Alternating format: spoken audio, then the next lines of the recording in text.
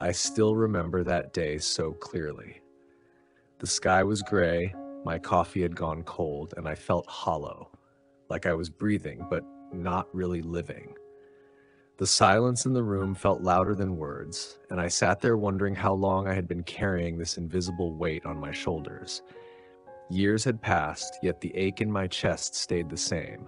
Loss, regret, and unspoken grief had woven themselves into my daily life. I smiled politely when I had to, laughed when it was expected, and said, "I'm fine," more times than I could count. Deep down, I believed that time would fix everything, that if I just waited long enough, the pain would fade.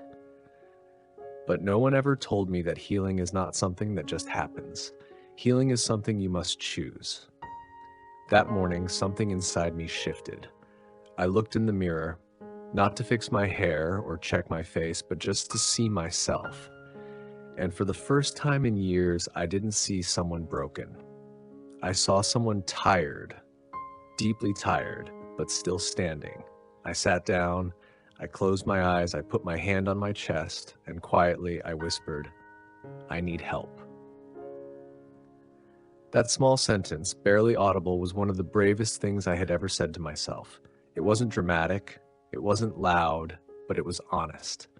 And that was the beginning. I didn't make a grand plan. I didn't promise to change overnight. I just started small.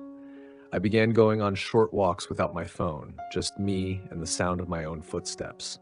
I started writing letters I never intended to send, pouring out words I had locked away. I forgave people who never asked for forgiveness, and more importantly, I started to forgive myself. I let myself rest when I was tired. I cried when I needed to without apology or shame.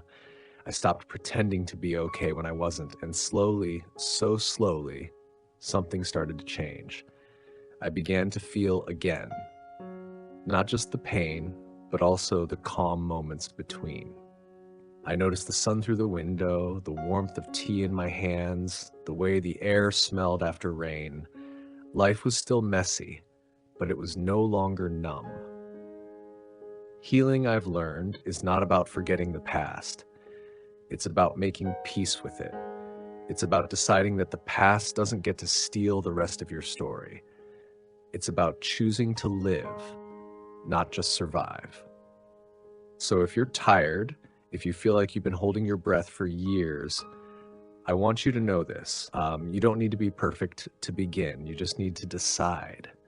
Decide that today, maybe, is the day you start healing.